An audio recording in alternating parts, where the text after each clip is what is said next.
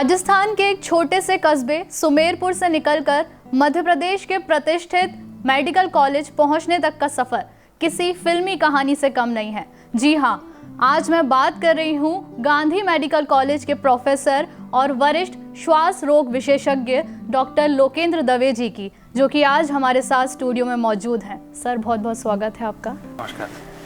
जैसे कि राजस्थान के एक छोटे से कस्बे से निकलकर आप गांधी मेडिकल कॉलेज तक पहुंचे, ये सफ़र कैसा रहा?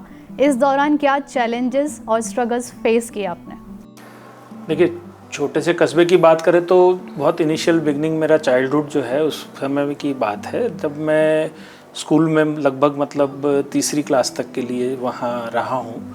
उसके बाद एक बड़ा सा शहर जोधपुर में मैं, चूँकि हमारे पेरेंट्स ने हमारे लिए सोचकर वहाँ शिफ्ट किया कि भाई हमारे बच्चों को बेस्ट जो हमारी क्षमता है उस हिसाब से एजुकेशन दिलाई जाए, तो जोधपुर में उन्होंने शिफ्ट किया। फिर जोधपुर में मेरी फॉर्मल स्कूलिंग हुई है।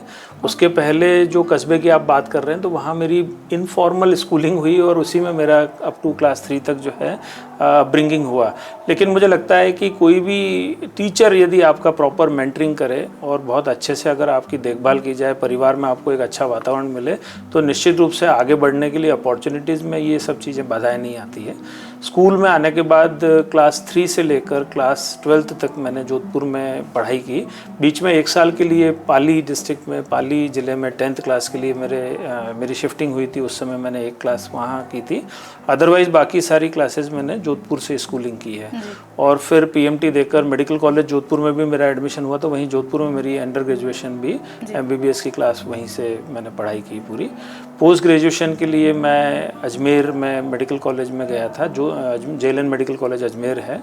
वहाँ से पोस्ट ग्रेजुएशन करने के बाद अब आपके सामने यहाँ भोपाल में मैं पिछले 20-21 सालों से सक्रिय हूँ और कार्यरत हूँ। तो हम डॉक्टर लोकेंद्र दवे को एज अ स्टूडेंट कैसे देखते हैं? मतलब सीरियस या फिर कॉमेडी या फिर मस्त मौला टाइप्स? देखिए, मैं अपनी पर्सनैलिटी के बारे में अगर बात करूं तो मुझे लगता है कि मैं बहुत गंभीरता से चीज़ों को लेता था हमेशा। मेरा शुरू से एक पढ़ाई के प्रति तो रुझान रहा है। मैंने क्लास में हमेशा लगभग स्कूल में हमेशा टॉप किया है मैंने। और पीएमटी में भी मैंने टॉप पोजीशन से पीएमटी में फर्स्ट अटेम्प्ट में मैंने सिलेक्शन लिया था मेडिकल कॉलेज में। मेडिकल कॉलेज में निश्चित रूप से थोड़ा सा मेरा, चूँकि वातावरण अलग तरह का था, वहाँ पे इंग्लिश में एक्सप्रेस करना होता था अपने को। मेरा हिंदी बैकग्राउंड था पूरा, तो कुछ शुरुआत में दिक्कतें भी आई, बट मैंने फिर उस चीज़ को पिकअप किया। और अंडर 10 हमेशा मैं 100 की क्लास में अंडर 10 पोजीशन में हमेशा रहा हूँ। तो एकेडमिकली मुझे संतुष्टि है कि मैं हमेशा एक अच्छा परफॉर्मर रहा और मेरे माता पिता को मेरे बारे में इस विषय में कोई शिकायत नहीं रही कभी। यानी तब से आज तक doctor Lokendra Dave front bencher हैं। जी बिल्कुल। जैसे कि आपने बताया कि पीएमटी एक ही बार में आपने फर्स्ट अटेम्प्ट में क्लियर किया था, तो एक ही बार में पीएमटी क्लियर करना अपने आप में बड़ी बात है।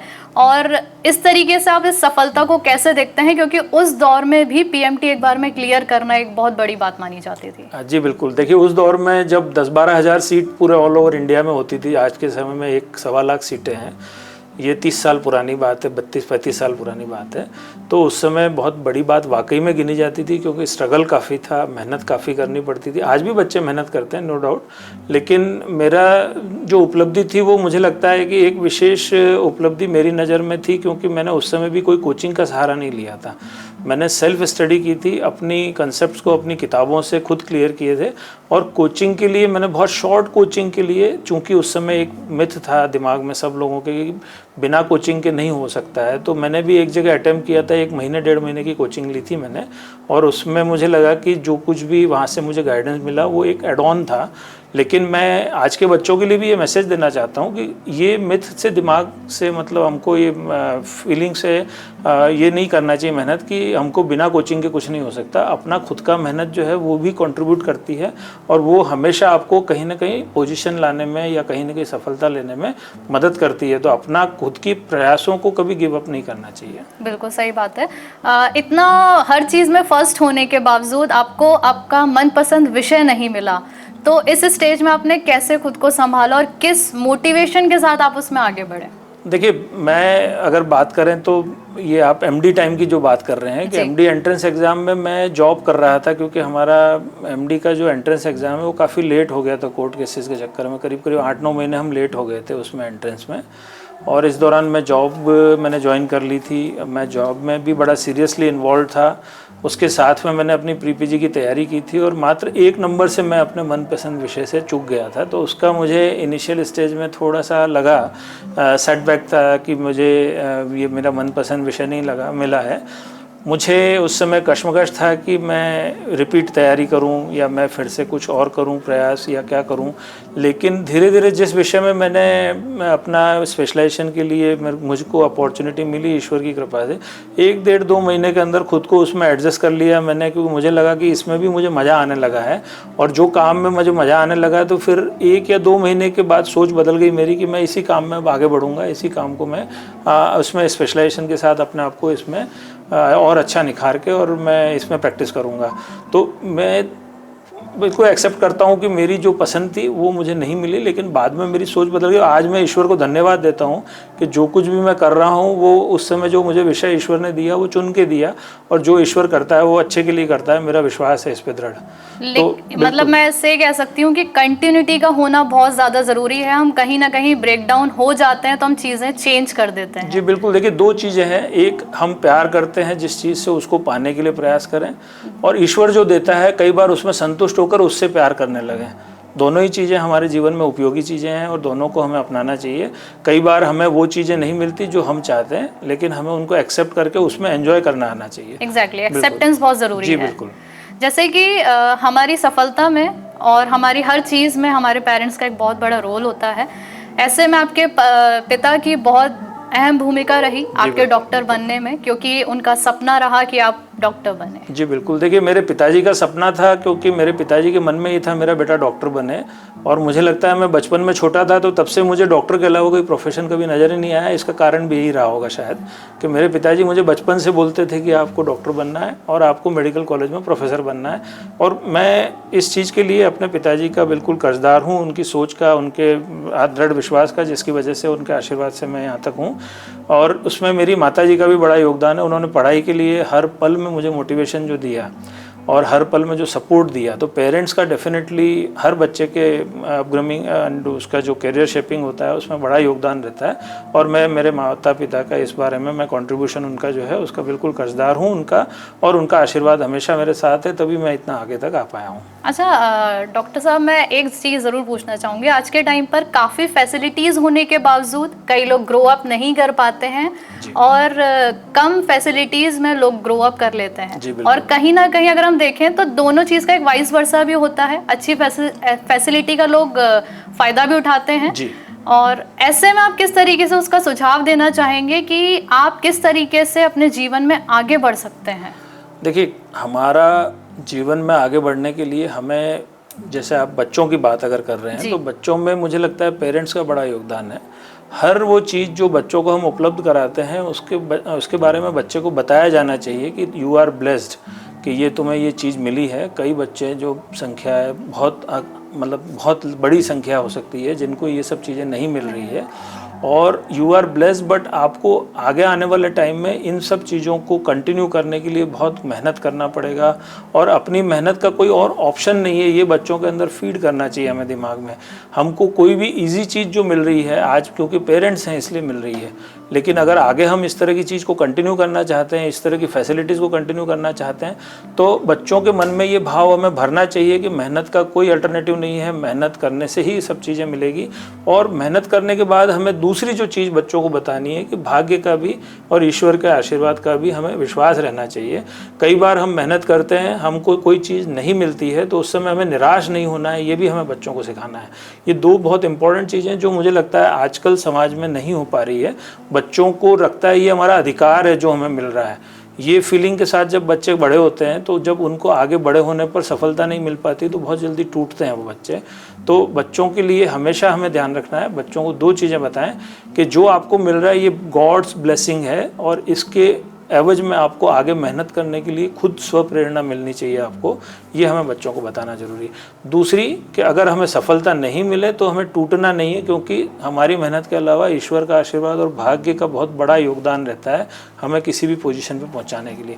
प्रारब्ध जिसको बोलते हैं हम अपनी भाषा में, उसका बड़ा योगदान रहता है। तो बच्चों में फीलिंग होनी चाहिए कि हमारा मेहनत और उसके बाद हमारा सपोर्ट जो भाग्य करेगा उससे हमें कोई चीज़ें मिलेगी, नहीं मिलेगी तो हमें जो मिल रहा है उसमें खुश रहना है हमें। ये बहुत बड़ा एक्सेप्टेंस है कि नहीं मिल रहा है तो उसमें खुश रहना है, लेकिन कहीं ना कहीं आज ये चीज़ कोई एक्सेप्ट नहीं कर पाता। मैं कोशिश करता हूँ, अपने बच्चों को भी यही समझाता हूँ, मेरे पास पेशेंट्स आते हैं उनको भी यही समझाता हूँ मैं। कई बार बच्चे आते हैं उनसे बात करता हूँ मैं, तो कई बार उनकी फीलिंग्स वो मुझसे शेयर करते हैं। ये चीज़ बहुत ज़रूरी है जो बच्चों को सिखाई जानी चाहिए, बच्चों को बचपन से बताई जानी चाहिए, और पेरेंट्स को भी समझना चाहिए कि अपने बच्चों से बहुत ज़्यादा एक्स्ट्रा ऑर्डिनरी उम्मीदें ना करें, उनके ऊपर अपनी उम्मीदें लादें नहीं, उनको अपनी इच्छा बताएं और उसके लिए मेहनत के लिए प्रेरित करें, बस इतना। ये बहुत काउंसलिंग का होना बहुत ज़रूरी है। डेफिनेटली। जैसे कि एक पल आपके ज़िंदगी में आया था जब किसी अनजान व्यक्ति ने आपके होटल का बिल पे किया था, तो उसके पीछे क्या है पूरी कहानी? देखिए, ये बहुत मतलब सुखद आश्चर्य होता है कभी कभी आपको कि आपके किए हुए काम के लिए कभी कोई कंट्रीब्यूशन या क्रेडिट आपको मिलता है अचानक आपको। तो जैसे आपको, चूँकि मैंने अभी शेयर की ये बात, और दर्शकों से भी मैं शेयर करना चाहूँगा कि जैसे मैंने किसी व्यक्ति के पिताजी का इलाज किया था कोविड टाइम में, और वो व्यक्ति ऑनलाइन इलाज ले रहा था, उस समय ऑनलाइन इलाज का सिस्टम चल रहा था, तो मेरे से इलाज लिया था। और उस व्यक्ति ने शायद मुझसे पूछा होगा उस समय कि मैं आपकी क्या फ़ीस अदा करूँ, और मैंने शायद उसको कोई जवाब नहीं दिया होगा अपनी व्यस्तता के कारण।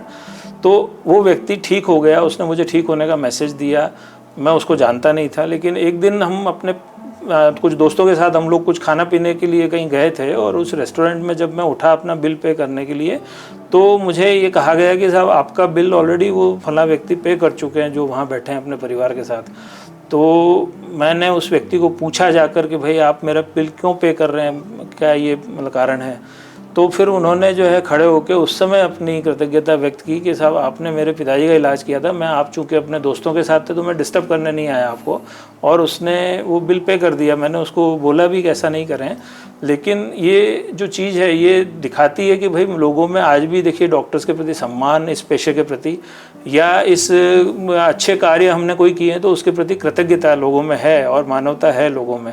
ये मेरे लिए एक बड़ा मतलब एक बूस्टिंग टाइप का इवेंट था कि मुझे लगा कि यार मैंने कभी किसी समय कोई अच्छा काम किया था तो लोग याद रखते हैं और लोग पहचानते हैं उसका। मुझे मतलब बिल इज़ नथिंग, लेकिन उसका जो भाव था ये मुझे बहुत अच्छा, मोरालिटी पेज ऑफ, हम उसको ये तो ये मुझे लगता है कि हम अच्छे काम जब करते हैं तो लोग उस चीज़ को याद भी रखते हैं और उसके प्रतिफल के रूप में हमारे लिए कुछ अच्छा सोचते भी हैं लोग।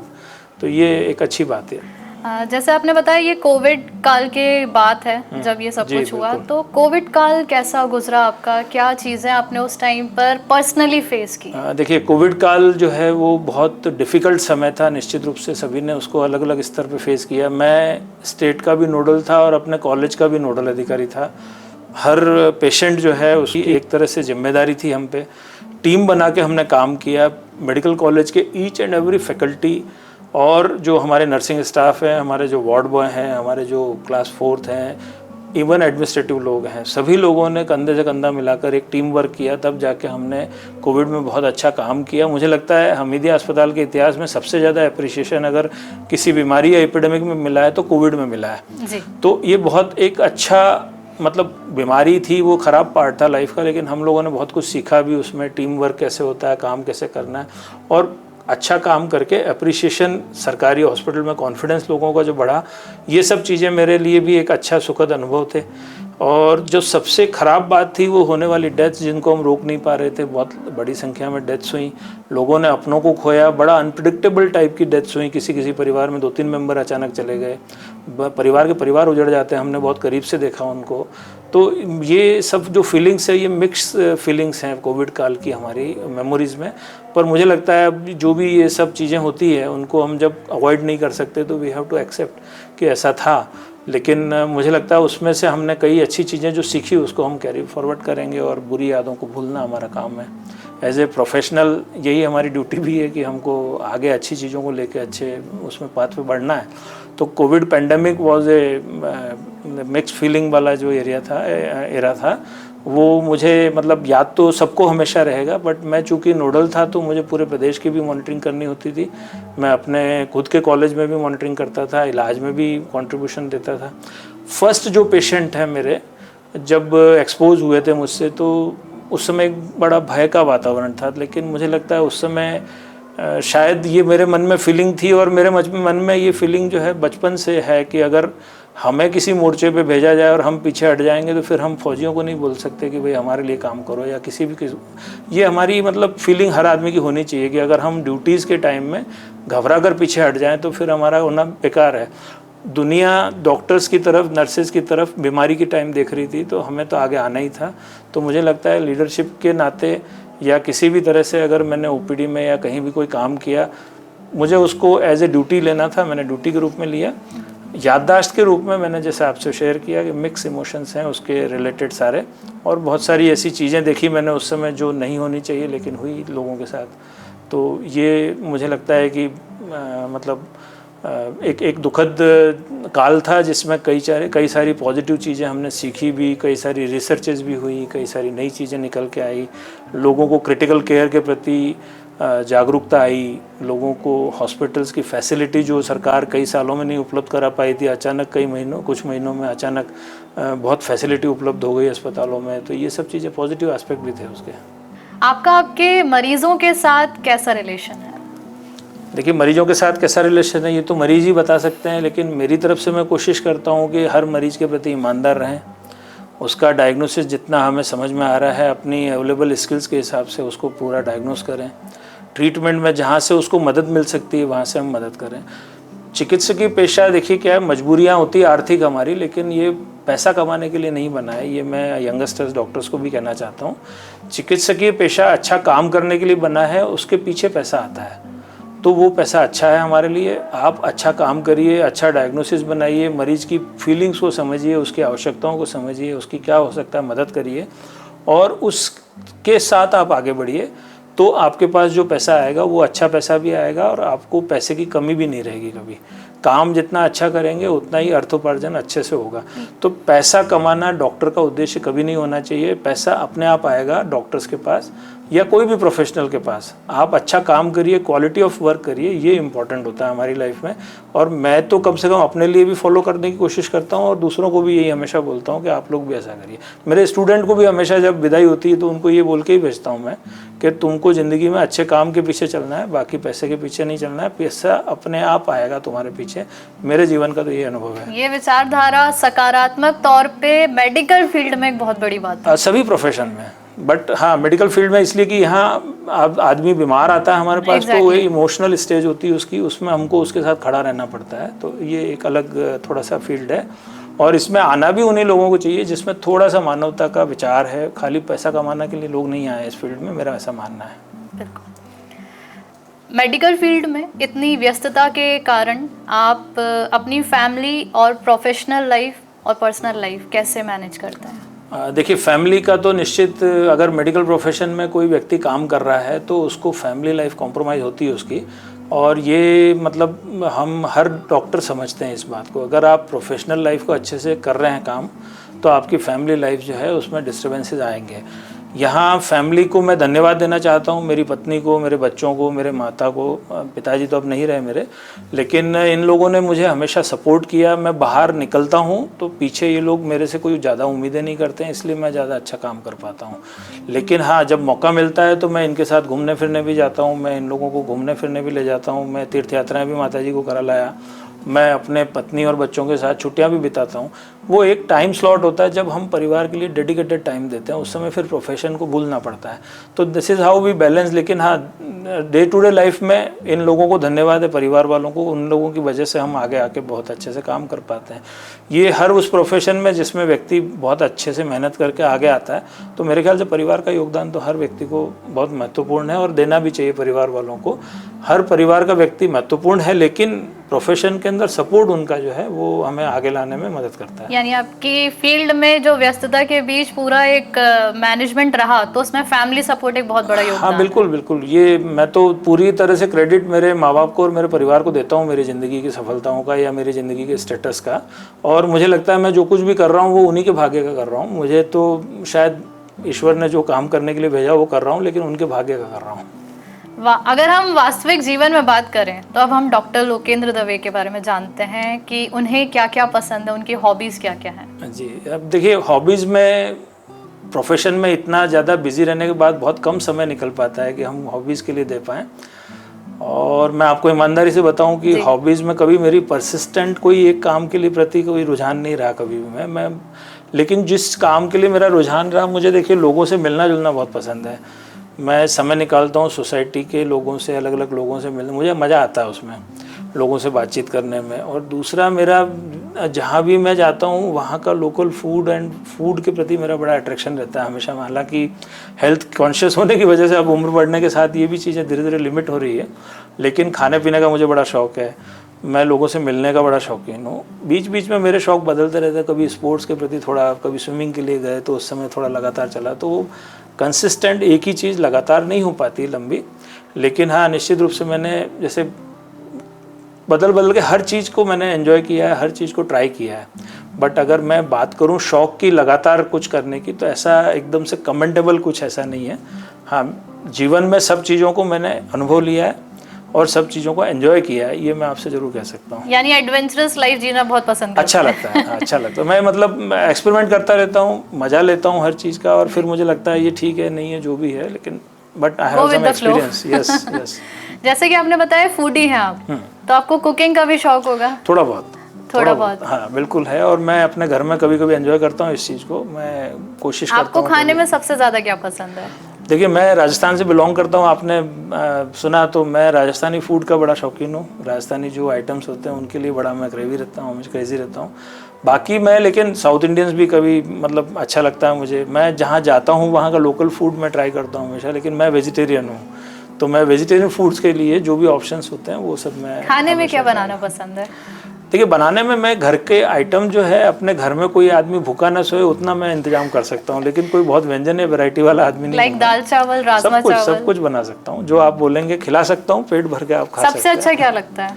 फेवरेट फूड में देखिए, राजस्थान में दाल बाटी जो फेमस है वो तो मेरा फेवरेट फूड है। दाल बाटी चूरमा ज़्यादा यस, उसको ज़्यादा पसंद करता हूँ। मैं कहीं भी जाता हूँ, मुझे अगर मिलता है तो मैं टेस्ट जरूर करता हूँ उसको। जी। बच्चों के साथ और फैमिली के साथ कई सारे पल बिताए होंगे, उसमें से कोई ऐसे एक दो पल जो आपको बहुत दिल को छूते हों? देखिए, मैं बच्चों और फैमिली के साथ गया था, अंडमान निकोबार गया था मैं। अंडमान निकोबार मेरी नज़र में एक बहुत अच्छा और शांत टूरिस्ट प्लेस है। वहाँ हम लोग 4 दिन रहे थे, और वहाँ की जो सेक्युलर जेल है और वहाँ जो समुद्री द्वीप के अंदर रहने का अनुभव है, और वो सब चीज़ें बड़ी अमेजिंग थी। मुझे लगता है मेरी ज़िंदगी का बेस्ट टूर वो रहा है। मैं विदेशों में भी बच्चों के साथ गया हूँ, मैं देश में भी कई जगह गया हूँ, पर वहाँ का एक अनुभव मुझे लगता है मेरी ज़िंदगी या मेरी मेमोरी में बहुत अच्छे से समाया हुआ है। हालांकि उसको 10-12 साल हो गए, लेकिन तब भी मुझे आज भी वो बहुत अच्छा टूर लगता है।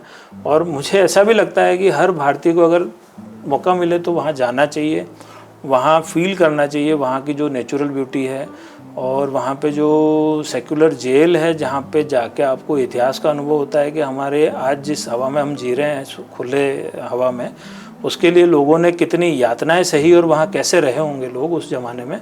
ये अनुभव वहाँ जाकर करना, ये एक बहुत बड़ी चीज़ है। और मैंने परिवार के साथ जाके वहाँ ये फील किया, तो मुझे लगता है that was good memorable part of my, मतलब जो भी घुमा फिरा हूँ मैं उसका एक पार्ट है वो। बच्चों के साथ आपके बचपने से जुड़ी कोई एक अच्छी सी कहानी? देखिए, बच्चों के साथ तो हर बच्चे का बचपन जो बीतता है उसमें हम अपने बचपन का रिपीटेशन देखते हैं हमेशा, और मुझे लगता है वो सब बदमाशियाँ बच्चे भी करते हैं जो हम भी करते थे। कोई वाकया? वाकया तो मुझे लगता है जैसे घोड़ा बन के चलते हैं, ये तो सब किया ही है ना। वही मैं बोल रहा हूँ कि जैसे हमको हमारे पिताजी जैसे घुमाते थे, ऐसे तो हमको भी लगता है हम भी अपने बच्चे के लिए करें। कोई ऐसी चीज जैसे कि उस क्षण आंसू भी आ गए हों और उस पल को एंजॉय भी किया हो, या उसको सोचकर आज भी हंसी आ जाती है? मैं फिर रिपीट करता हूँ, मैंने बहुत अर्ली एज में अपने पिताजी को खो दिया था।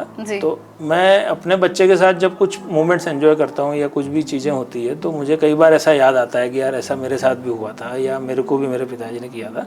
So that becomes an emotional moment. कई बार ऐसी चीज़ों को मैं, चूँकि मैं बता रहा हूँ आपको कि मैंने अर्ली एज में मिस किया उनको, तो मतलब मुझे याद तो आती है उनकी भी, और ये सब चीज़ें इमोशनल उसमें आ जाती हैं। हाँ, बट ये है कि मेरा बचपन और उनका बचपन में थोड़ा सा ये फ़र्क है कि हमारे पिताजी, हमारी माताजी ने बड़ा संघर्ष के साथ और बहुत छोटे से घर से शुरुआत की थी। आज उनको हम फैसिलिटी दे पा रहे हैं, ये सब ईश्वर की कृपा है। थोड़ा डिफरेंस लाइफस्टाइल में आया है, निश्चित रूप से आया है, लेकिन बाकी मुझे लगता है कि हम अगर अंदर से सोच हमारी अच्छी है तो वही है हम लोग जो आज से 40 साल पहले थे। साधारण घर और साधारण सोच के लोग हैं। बच्चे भी हमारे ऐसे ही हैं, सब अच्छे बच्चे हैं, सब अच्छा अपना काम कर रहे हैं। और वही चीज़ें मैंने जैसे बताया कि कुछ चीज़ें होती जो रिपीट होती हैं जब लाइफ में, तो लगता है कि यार ये हमारे साथ भी हुआ था, वी ऑल्सो एन्जॉयड, बच्चे भी एंजॉय कर रहे हैं। ये एक छोटा सा सवाल है, अगर आप उसको अदरवाइज जी ना लें, बिल्कुल, हाँ। और ये एक बहुत कॉमिक सवाल है। हाँ। जैसे कि सबके साथ होता है, हम पर्सनल लाइफ में होते हैं, हस्बैंड वाइफ के बीच लड़ाई झगड़े तो होते हैं, जी, नोक झोंक बिल्कुल, होती है। बिल्कुल, बिल्कुल। तो ऐसे में मैडम कभी नाराज हुई हो तो आपने उनको किस तरीके से मनाया? नहीं, मैडम बहुत बार नाराज़ होती है। मैडम को नाराज़ होना उनका हक है, गलतियाँ हम भी करते रहते हैं। अब हम तो पति हैं, तो गलती हो या नहीं हो सॉरी बोलो, प्यार से बोलो, मान जाती है बेचारी। ऐसा ही रहता है हमेशा। बहुत इजीली मान जाती है, मतलब ज्यादा मेहनत नहीं करनी पड़ती? कभी कभार मेहनत भी करनी पड़ती है। तो कैसे मेहनत करते हैं आप? अब कभी जैसे उनके लिए कुछ गिफ्ट ले जाते हैं, कभी उनको कन्विंस करने की कोशिश करते हैं कि गलत क्या हुआ, कैसे हुआ, नहीं समझ में आता है तो ठीक है भैया हमारी गलती है। मतलब बहुत जल्दी आप बस ये करना पड़ता है, क्योंकि फैमिली लाइफ को बैलेंस नहीं रखोगे तो बाहर गड़बड़ हो जाएगी सारी। बिल्कुल। आपके बच्चों ने मेडिकल फील्ड चुनने से इनकार कर दिया, उस टाइम पर आपने उनको क्या प्रतिक्रिया दी? देखिए, दो चीज़ें हैं। मेडिकल फील्ड जो है वो मेहनती लोगों के लिए है।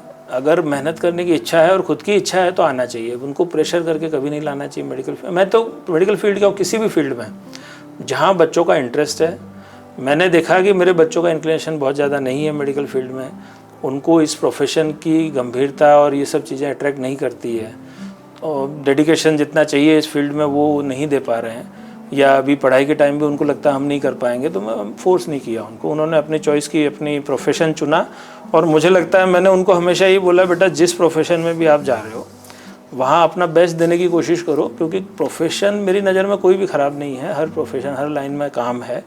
एक्सीलेंस के लिए कोशिश करो और अबोव एवरेज काम करके दिखाओ, तो ज़िंदगी अच्छी चलती है। और मुझे लगता है ज़िंदगी में पैसा कमाना एक पार्ट है, वर्क लाइफ बैलेंस होना चाहिए। ये मेरे बच्चों को हमेशा मैं बोलता हूँ। आप काम ही करते रहोगे तो ज़िंदगी में परेशान हो जाएंगे, आप एंजॉय करते रह जाओगे तो ज़िंदगी में अचीव नहीं कर पाओगे कुछ भी चीज़ें। तो मेहनत भी करनी है, ज़िंदगी को बैलेंस करना है, ये सब चीज़ें इंपॉर्टेंट है लाइफ में। और बच्चों को जो करना है करने दीजिए। उनको हम फोर्स की जगह गाइडेंस दे सकते हैं कि भाई ये 4-5 कैरियर हैं जो मुझे लगता है कि तुम्हारे लिए अच्छे हैं। काउंसलर की मदद ले सकते हैं। हम लोगों को भी हम बोलते हैं कई बार इस तरह की बातें। कई बार क्या होता है, पेरेंट्स पीछे पड़े रहते हैं बच्चों के कि तुमको ये बनना है, तुमको ये बनना है। वो खुद नहीं बने तो उनको दूसरे, मतलब अपने बच्चों में निकालना वो सब चीज़ें।